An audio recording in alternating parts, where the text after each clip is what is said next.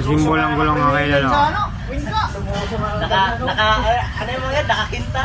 Lugo-lugo sa ganyan. Harapan pala, sumusubsub na yung kak.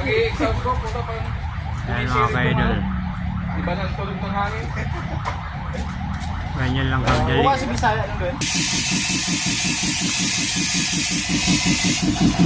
Diba? Easy lang kayo.